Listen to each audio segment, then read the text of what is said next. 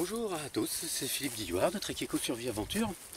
Je suis dans le Vercors aujourd'hui, dans la Drôme, et nous sommes au début du mois d'octobre. Il y a une plante que j'aimerais vous présenter, que j'aime beaucoup, parce qu'on la trouve surtout à cette époque-ci, du moins on la voit à cette époque-ci, parce qu'elle produit des petites baies rouges qui se remarquent de loin.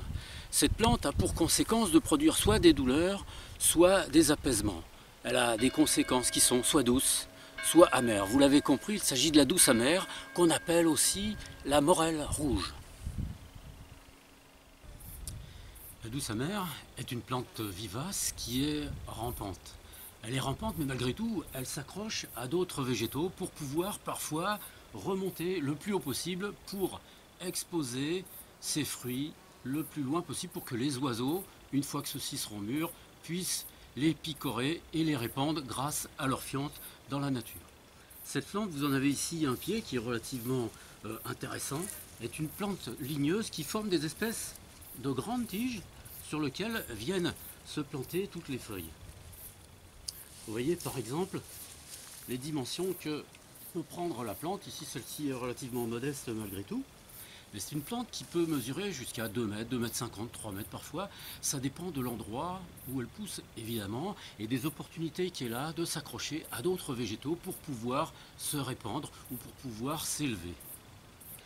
La douce amère ou morelle rouge est surtout connue pour les fruits qu'elle produit qui ressemblent à des petites groseilles. Regardez ici ces fruits qui pendent et qui laissent vraiment à penser que ces fruits ressemblent à des groseilles. On a beaucoup parlé de la comestibilité de ces fruits. Il s'avère dans la réalité que, bien que dans les temps passés, on ait prétendu que cette plante était particulièrement toxique, la consommation des baies n'est pas aussi toxique qu'on aurait bien voulu le raconter. Il n'empêche que lorsque les fruits sont verts, il n'est pas indiqué de les consommer car ils pourraient produire effectivement des diarrhées ou des douleurs abdominales particulièrement grandes. Et si les personnes sont sensibles, évidemment, ça peut conduire à des états pathologiques peut-être un tout petit peu avancé. Néanmoins, lorsque le fruit est bien mûr et bien rouge, il reste comestible. Ce n'est pas un fruit, je dirais, qui est très agréable à consommer, mais si vous en mangez une baie ou deux, vous n'en mourrez absolument pas. Ce sont surtout les oiseaux qui consomment ces baies et qui répandent les graines de cette plante un petit peu partout. Lorsque les fruits sont encore jeunes, ils sont tout verts, il en reste encore ici sur une des branches, ben voilà. Vous voyez, les fruits sont verts, ressemblent un petit peu à des petites olives, et lorsqu'ils sont mûrs, ils sont complètement rouges de cette couleur. Et entre les deux, ils atteignent cette couleur orangée qui montre que le fruit va bientôt entrer en maturation. Voilà, ici il y en a beaucoup, vous voyez, ça ressemble vraiment à des fruits de groseilliers. La morelle rouge, ou douce amère, est une plante qui est de la même famille que la tomate, les pommes de terre, mais aussi du datura. Vous vous doutez à partir de cette famille que cette plante contient elle aussi des substances qui sont, dans certains cas, un petit peu délicats à manipuler. Les deux effets particuliers que produit cette plante lorsque on ingère celle-ci, que ce soit ses feuilles, ses fruits ou ses tiges, sont des douleurs au niveau abdominal surtout. Elle travaille énormément le côté intestinal de l'individu. Ensuite, elle a une deuxième conséquence, c'est qu'elle produit au niveau du système nerveux des effets de somnolence.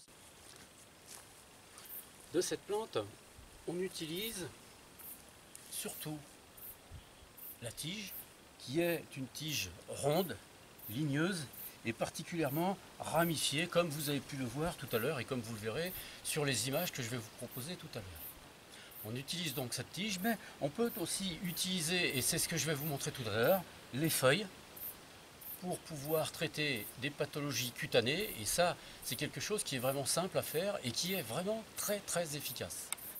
On peut utiliser aussi la plante en décoction et se servir de cette décoction pour nettoyer des boutons, pour nettoyer des affections cutanées. Encore une fois, c'est une décoction qui se fait comme toutes les décoctions, c'est-à-dire qu'on met la plante dans de l'eau qu'on fait bouillir pendant 10 minutes environ.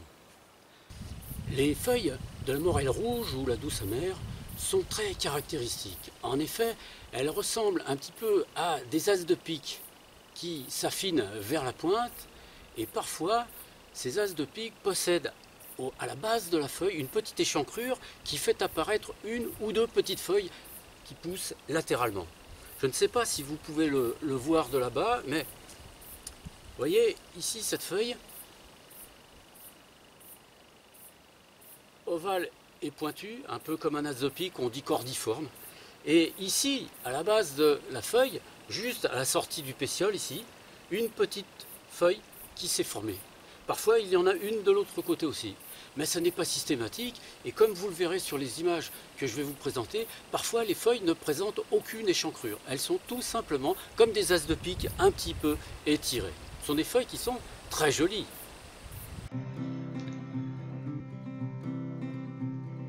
La morelle rouge, ou douce amère, est une plante vivace qu'on rencontre surtout grâce à ses fruits qu'elle expose de manière inattendue. Ces fruits ressemblent à des groseilles. Pourtant, cette plante fait partie de la famille de la tomate ou de l'aubergine, ainsi que du stramoine que je vous ai déjà présenté. Comme toutes les plantes de cette famille, la morelle rouge ou douce amère doit être manipulée avec précaution. Cette plante, qui est propagée surtout par les oiseaux qui aiment picorer ses fruits, pousse dans des milieux humides. C'est une plante rampante qui a tendance à s'agripper sur les autres végétaux pour pouvoir prendre de l'espace. Elle produit de nombreuses ramifications qui peuvent atteindre des distances de 2 à 3 mètres, sur lesquelles viennent se greffer des feuilles aux formes très particulières que nous verrons tout à l'heure. C'est au printemps que la morelle rouge démarre sa croissance, mais elle se fait très discrète, sauf au moment de la floraison, grâce à des fleurs violettes ayant un cœur jaune. Les fruits de la plante ressemblent à des toutes petites tomates dont elle fait partie de la même famille. La tige, comme la plante en général, ne possède pratiquement pas de poils. La tige est ronde, plus ou moins noueuse. Les feuilles d'un beau vert. Regardez bien leur forme. Elles ressemblent à peu près à un as de pique. C'est assez particulier. Mais toutes les feuilles ne sont pas ainsi.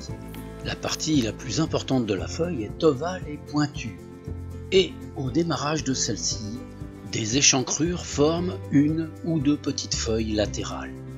Comme vous le voyez sur cette image, certaines feuilles ne possèdent pas ces échancrures au tout départ. Notez ici à droite une feuille bien ovale et pointue et celle qui est en bas avec une échancrure qui forme une toute petite feuille au démarrage. Ici, c'est la feuille de gauche qui est simple, ovale et pointue, alors que celle de droite possède cette petite feuille. Les fruits, qui ressemblent à des groseilles, mûrissent fin septembre, début octobre. Ici, vous avez tous les stades de maturité du fruit, vert, orangé et rouge. Lorsque les fruits sont verts et qu'on les mange, ils produisent de violentes douleurs abdominales, ce qui n'est plus le cas lorsque les fruits sont bien mûrs et rouges. Leur goût n'est pas savoureux par contre. Notez la quantité de graines qu'il y a à l'intérieur de ces fruits, ce qui fait penser aux tomates. La douce amère est l'une des plantes dites toxiques qui aura été la plus utilisée en phytothérapie. Elle possède des propriétés dépuratives reconnues, surtout par l'intermédiaire de ses tiges et de ses feuilles. C'est aussi dans son action contre les dermatoses qu'elle a acquis un grand succès. Attention néanmoins à son action contraceptive et emménagogue. Les fruits verts de la morelle rouge sont réputés nocifs. Il semble que 10 de ceux-ci puissent faire mourir un petit enfant. Des guérisseuses du Moyen-Âge, qu'on appelait alors des sorcières, auraient révélé sous la torture qu'elles s'enduisaient le corps de cette plante ainsi que d'autres, comme le stramoine, pour pouvoir communiquer avec le malin. Fable ou vérité, il n'en reste pas moins que les propriétés de cette plante restent quelque part un mystère.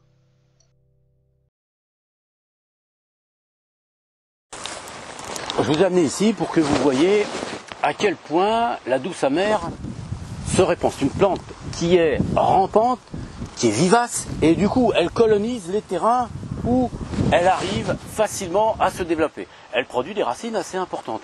Ici, vous voyez, nous avons l'avantage de pouvoir constater la présence des fleurs. Tout à l'heure, nous avons vu des morels rouges, des douces amères qui avaient déjà leurs fruits rouges, comme des groseilles. Ici, ce sont les fleurs qui sont très caractéristiques parce qu'elles sont violettes avec l'intérieur jaune.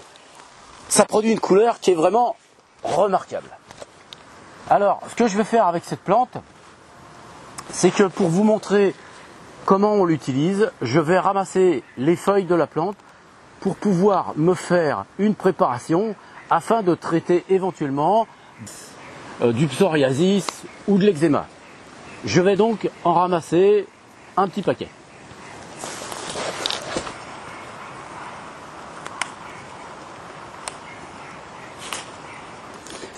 J'ai ramassé une bonne poignée de feuilles.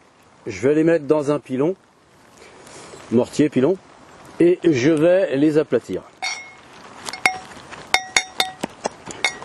Les feuilles sont intéressantes à utiliser parce que elles sont présentes toute l'année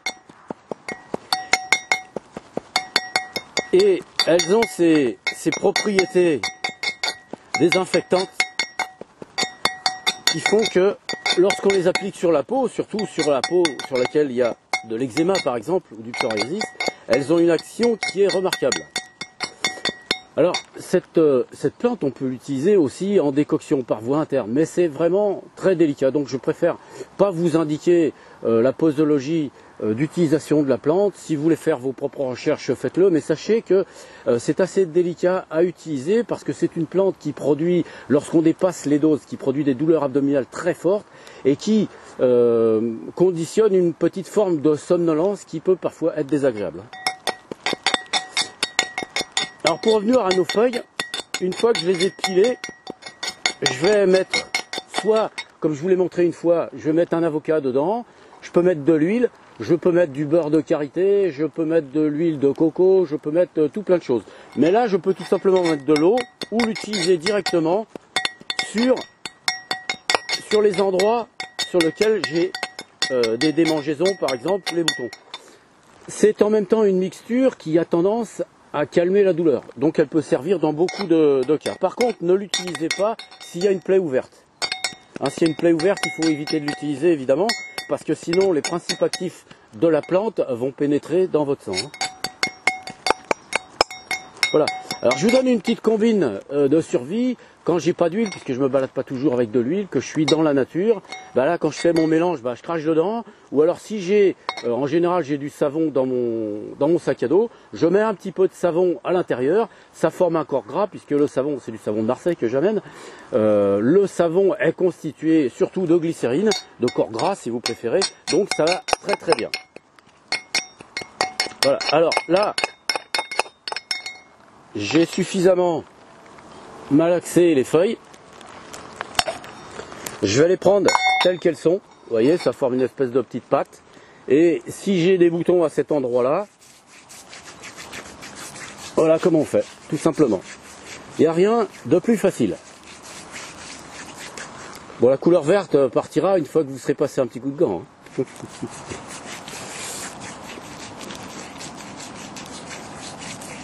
Voilà.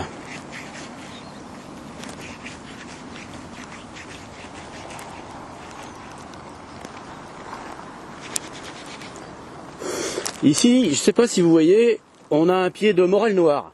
Je vous en parlerai dans une autre vidéo. Bon voilà, je vous ai à peu près tout dit, enfin peut-être pas tout, parce qu'il y a des utilisations qui sont un peu particulières et délicates, donc je préfère que vous sachiez l'utiliser, ce pourquoi elle est vraiment le plus facile et le plus efficace dans son utilisation. N'oubliez jamais que cette plante est très particulière et qu'elle est dangereuse. On dit que 10 fruits verts peuvent faire mourir un enfant. Alors j'entends bien 10 fruits verts, pas 10 fruits mûrs, puisque les fruits mûrs ont vraiment beaucoup moins d'activité. Rappelez-vous aussi, mais ça je ne vous l'ai pas dit, que cette plante est appelée l'herbe aux sorcières. Herbe aux sorcières, pourquoi? Surtout parce que cette plante, lorsqu'on l'utilise en décoction ou voire en massage avec les feuilles et les fruits, a tendance à provoquer des démangeaisons sur la zone pelvienne chez les femmes essentiellement. Et cette propriété était utilisée surtout pour stimuler le désir sexuel des femmes auparavant au Moyen-Âge. Les sorcières, comme on les appelait, avaient la particularité de connaître les propriétés bien mieux que moi de toutes ces plantes particulières. Eh bien, j'espère que cette vidéo vous aura intéressé. Je vous dis à toutes et à tous à bientôt dans une prochaine vidéo. Portez-vous bien.